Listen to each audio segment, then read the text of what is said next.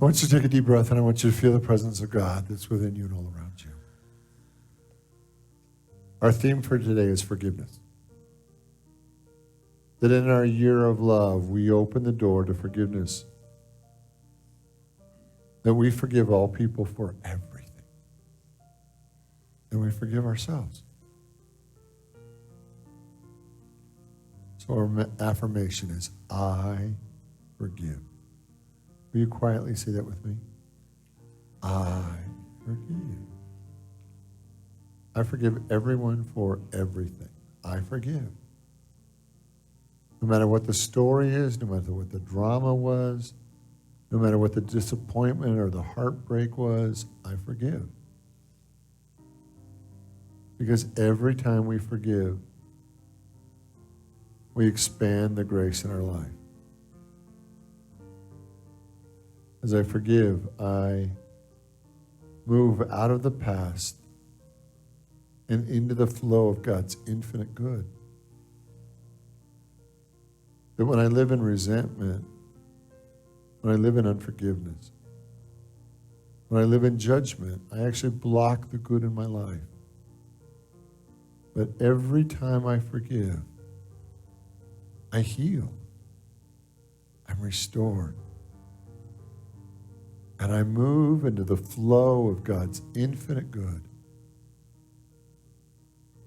I forgive. I forgive. I forgive myself, and I forgive all others. I forgive all the pain. I forgive the trauma. I forgive the disappointments. I forgive.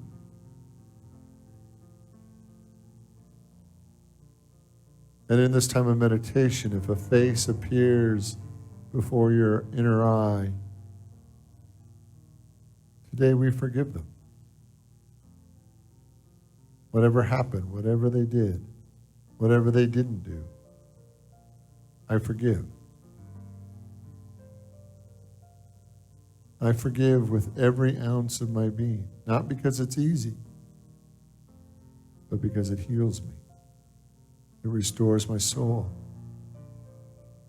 It blesses me beyond my wildest dreams. I forgive, and I am made new. I forgive.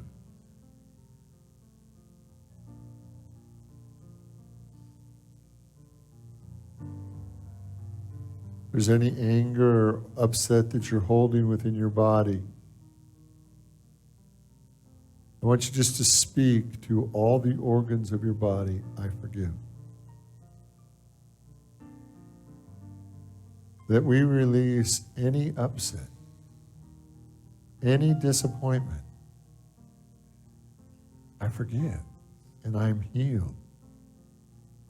I am restored. I am made new. I forgive. But sometimes forgiveness is the hardest thing that we do. And yet it sets us free. It heals us. I forgive. I forgive everyone for everything. I forgive. No matter what the grievance, no matter what the wound, no matter what the upset, I forgive.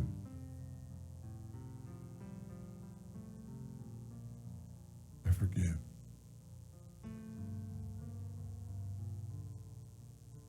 So now in a moment of silence, I want you to silently, from the deepest place within your soul, forgive and let go.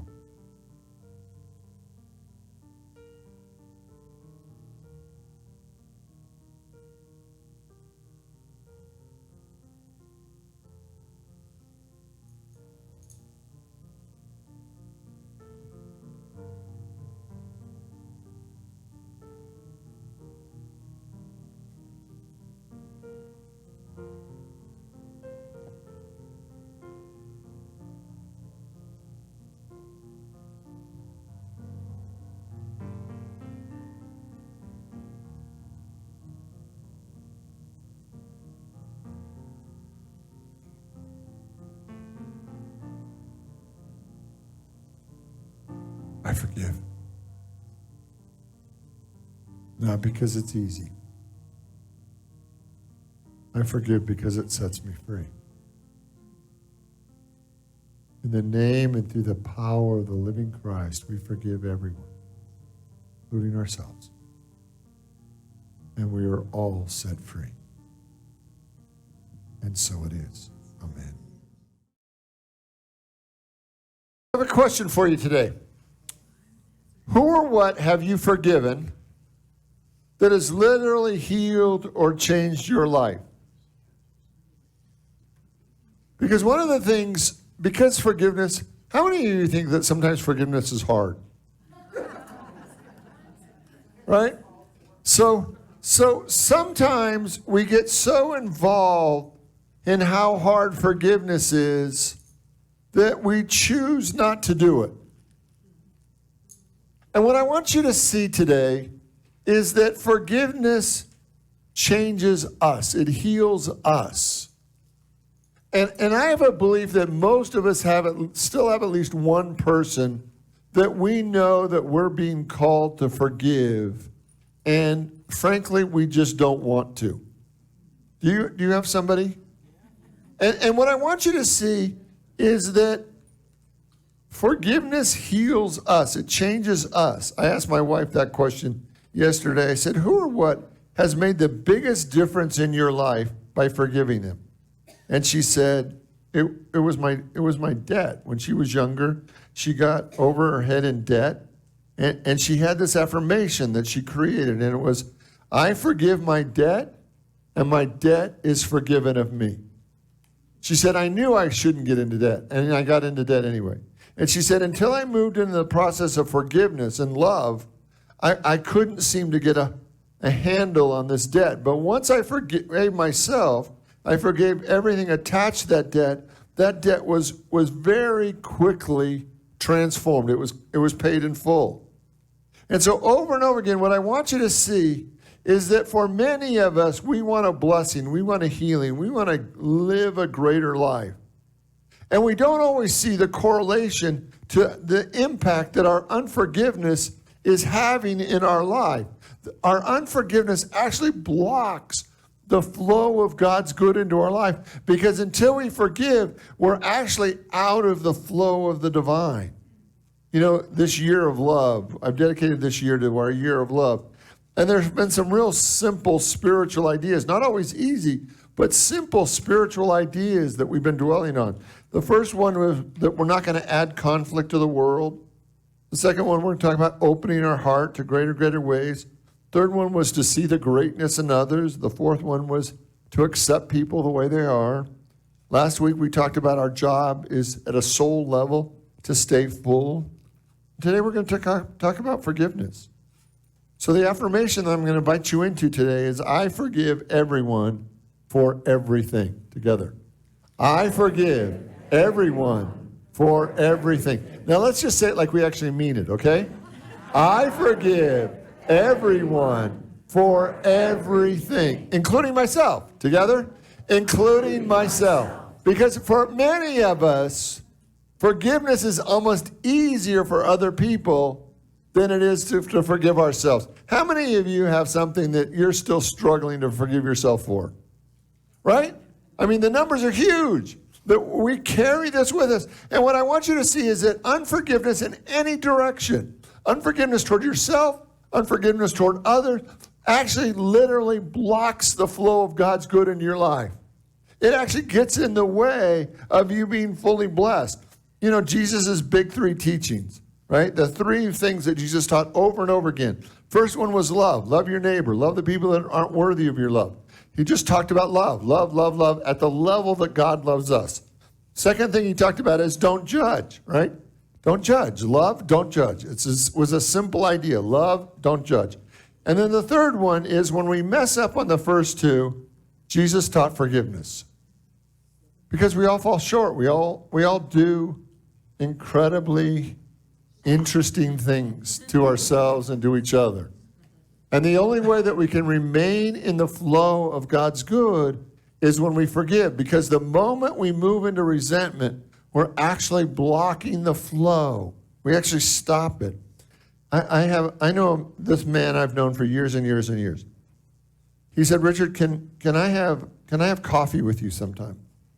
And I said, sure, what's going on? He goes, I'll tell you when we have coffee. So I got to, it was an old Panera. It was actually, what was before Panera? It was a Paradise Bakery. Anybody, did you have Paradise Bakeries up here? It was a Paradise Bakery. And, right, it was a Phoenix thing, sorry. Pretend like I just have always lived here, okay? And so we met for coffee, and he brought himself, his business manager, and his wife, and he said, Richard, I am so upset. He's got a business here in Arizona, another one out of state, and he said, there's a state prosecutor in the other state who's trying to drive me out of business. And I said, oh? He said, yeah, he's actually gone to my 20 top clients and has subpoenaed them for all the records relating to me, my business. He's doing everything he can, not only to find things on me, but to actually just drive me out of business. And I have been so upset, I am beside myself. Like he said, what I think about this guy, I cannot tell you because of who you are, right? And I said, so he said, you know, it's already cost me this year $161,000 in legal bills. He said, and he said, I want to kill this guy. I said, I think about it. I think about driving my RV to the state, killing him, wrapping him up, putting him in the back of the RV, and driving him back to Arizona and burying him in the desert. He said, I'm not proud of that, but I am so upset. This guy is trying to destroy me. He said he's called the IRS on me. He said he's done everything to not only to drive me out of business. And I said, well, you got to forgive him. And if his hit could have exploded in that moment, it would have exploded all over that restaurant, right? Because he was like, Richard, you got to have something else. Is there a B? Is there a plan B in this? I said, no, you got to forgive him. Richard, he's trying to destroy my family, my business. He's trying to destroy me. I can't forgive that. I said, so how's this working? He said, it's not working at all. I can't sleep at night. I'm sick. I can't do this. I said, you got to forgive him. And he said, you know that look of, I know it's the right thing to do, but it's the hardest thing in the world to do? And said, okay, I'll try. And, you know, he said, you know, I will. I'll try. I will do what I can do. C.S. Lewis says, everyone says forgiveness is a lovely idea until they have something to forgive. Right? And so he made this commitment. I'm going to work on this. I'm miserable. I hate this guy. I hate this guy with a passion. I'm going to do it. And I talk to him all the time.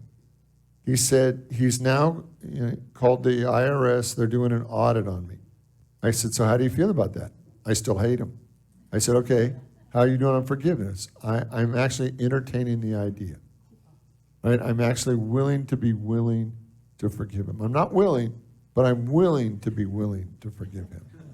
So they did the audit on his business and on his personal life, and the IRS came back and said, we owe you $500,000.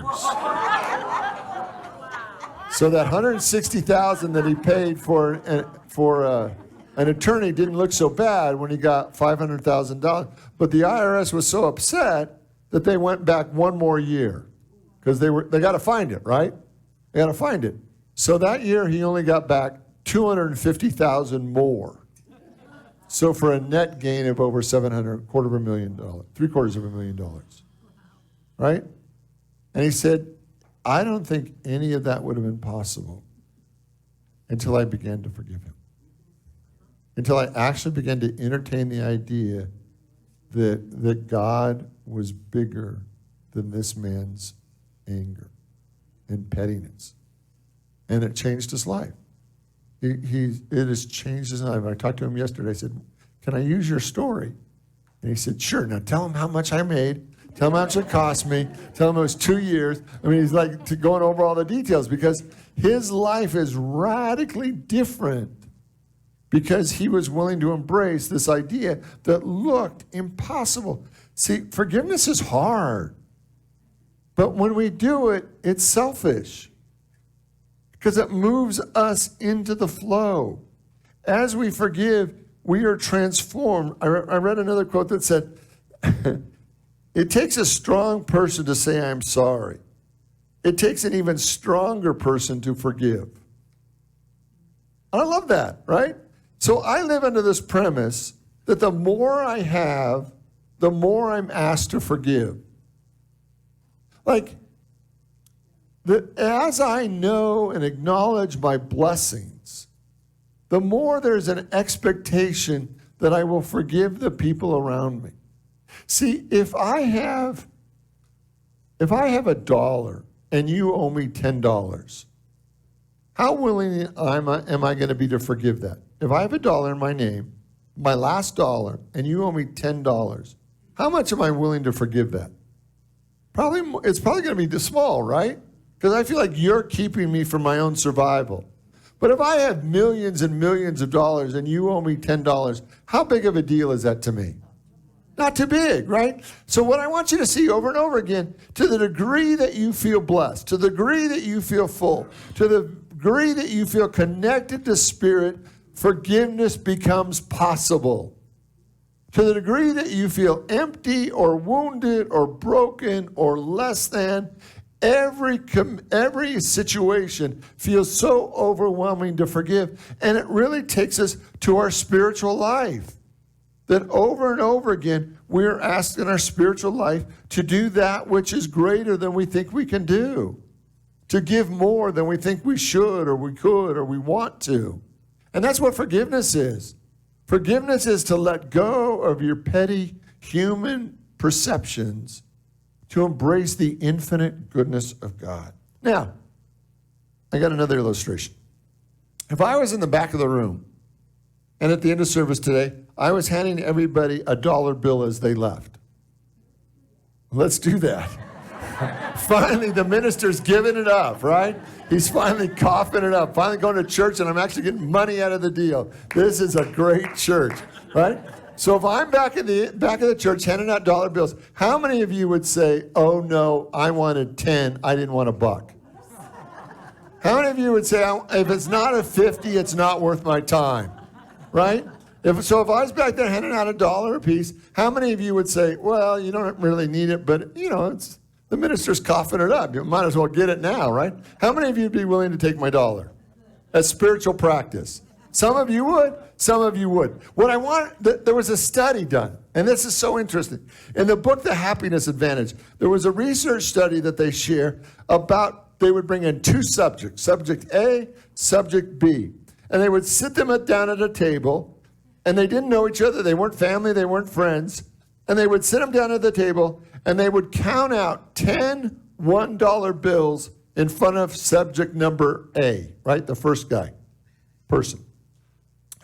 And they would say to subject A, you can give subject B anything or all of it, any amount of this $10, and that if subject B, let me make sure I say this right, you can give subject B any or none of this. And subject B is sitting right there in front of him. You can give him any or none of this money, but the only caveat is that if B doesn't take the money, neither one of you get it. All right? So they sit down two people, they give one guy $10, they give the other guy nothing, and the first guy, they say, give him anything you want, but if he doesn't take it, neither one of you get anything, right? So they had, in the response of the lots of people that they did in this study, 80% of the people that got $1 or $2 didn't take the money. 80%. Right? They just said no. If you're going to keep $8 or $9 and I only get $1 or $2, I don't think that's fair, and I'm not taking any of it, so neither one of us is going to be blessed. neither one of us is going to get anything out of the deal. 80% at $1 or $2 said, you can keep your money. This whole study was based on how rational people will be in the presence of money. Like if you walk in and somebody offers you $2, is it unrational for you not to accept it? Right? And yet, our humanity believes that they slighted me, that it should be fair, that I should get half of it. Maybe I should get $6. It would even be better than $5, right? So our human part of us wants to make sure that everything is fair. And 80% of the people said, I would rather go without to make sure you don't get yours. 80% of the people said, I would rather go without than make sure you get more than me. Is that wild? Have you ever been amazed by your own stupidity? Really? Have you ever, sometimes I look at my own behavior and go, wow, that was just weird. Right? Because sometimes when we get into our ego, when we get into our own self-righteousness, we actually make bad choices believing that somebody else has slighted us and we're going to get them even if it costs us money. We're actually willing for it to cost us money to punish somebody else because our ego is so timid and small and weak and insecure that we'd rather jab somebody else and leave money on the table. I forgive all people for everything. Together, I forgive all people for everything. And so over and over again, what I want you to see today is that until we can forgive our pettiness, until we can let go of all the silly things that we have done, we stay stuck in a rut. How many of you were raised in a family that if you cut, the other one got to choose? You know what I mean? Because if you don't know what I just said, you won't. So in my family, I have a younger brother, a younger sister. But my brother's only 18 months younger than me. And we are a little competitive. Right? We were competitive in sports. We were competitive in grades in school. Once or twice, we were even competitive with dates. So we've been a little competitive. That was years ago. Right? But we were a little competitive. And we had cutting to an art form. Right? We could cut a piece of pie, a candy bar, cake, whatever it was that we wanted, and we could get it within a hair.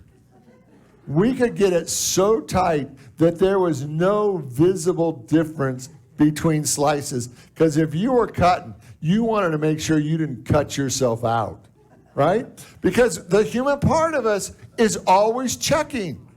The human part of us always looks to see what somebody else is getting and to see if how it compares to what we got. The human part of us is always looking around, seeing who's better, who's got more, who's been blessed, and go over and over again. I have read the Bible, probably not every word, but I have read probably 99% of the Bible. And in not one verse in the Bible does it say life is fair. We have this idea that it's supposed to be. From our human mindset, we have this idea it's supposed to be. But in nowhere in the Bible can I find anywhere that says life is fair. The Bible is not committed to human fairness. The Bible is committed to the infinite. And the human part of us wants to check to make sure everything's even Stephen, everybody has the same amount. What God cares about is making sure that you're wildly blessed, that you have an abundance of all good things, that you don't actually have to look over at what your neighbor has, that you actually have your own relationship with the divine, and that you are richly blessed. Reading from the Gospel of Luke 15, the story of the prodigal son. And Jesus said, there was a man who had 2 sons. The younger of them said to his father, Father, give me my share of your property that falls to me. And he divided up his living between them. And not many days later, the younger son gathered up all that he'd been given and took his journey into a faraway country. And there he squandered his property on riotous living. I loved when I was 20. And how many of you can think of a time in your life where you squandered on riotous living? Anybody? For me, the 20s were so much fun, right? Because I was really good at squandering on riotous living, right? And then it says, and then he spent everything. A great famine arose in that country, and he began to want. So he went and he joined himself to one of the citizens of that country, who sent him into the fields to feed the swine.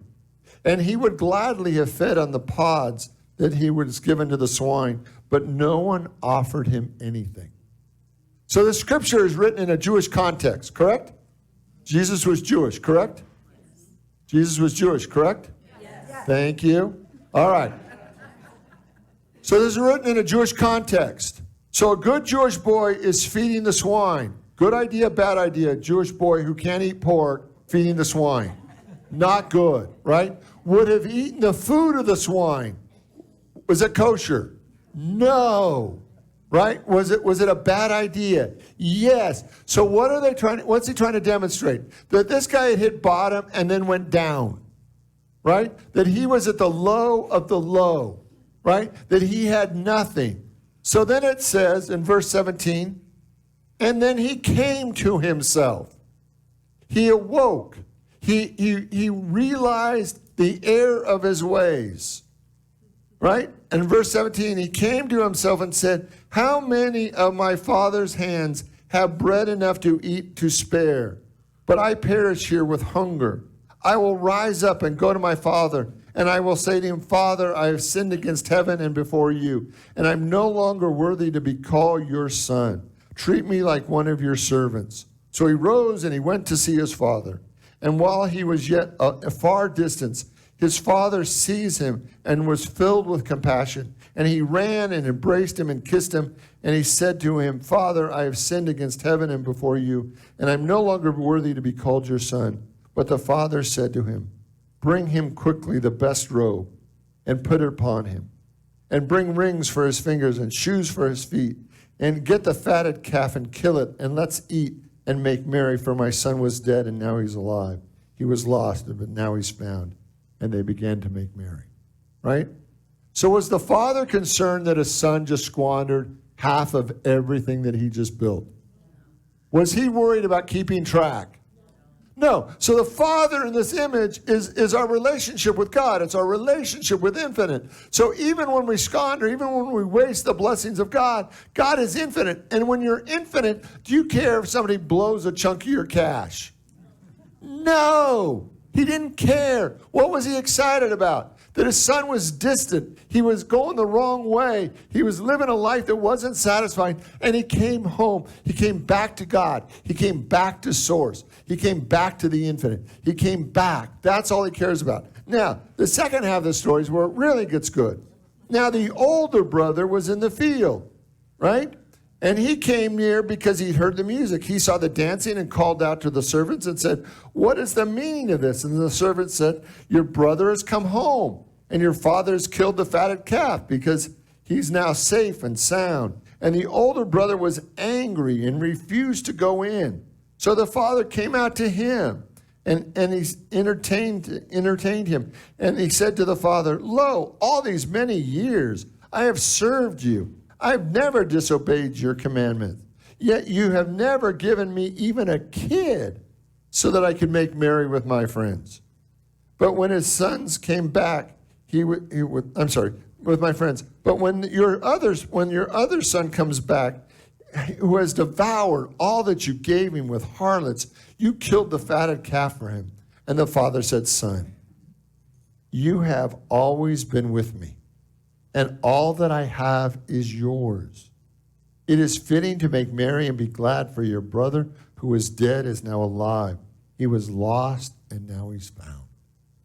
Okay? So for that human part of the older brother, it's like, wait a second. You haven't given me anything. And what does Spirit say to him?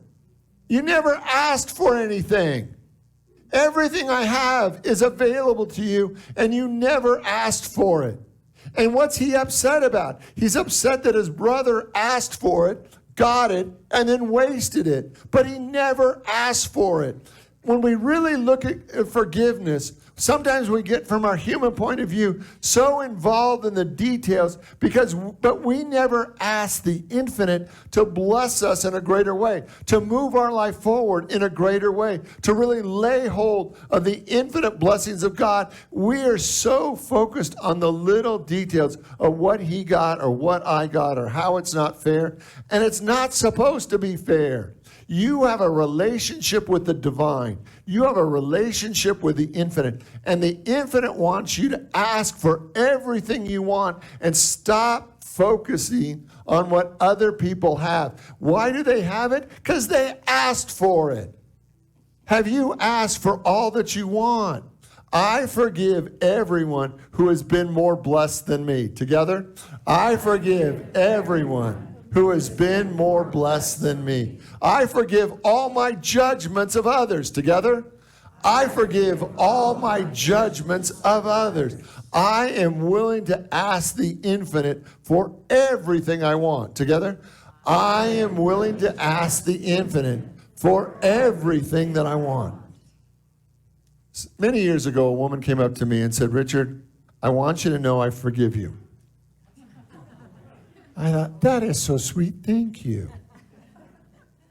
And she said, do you want to know what I forgave you for? I said, no, not really.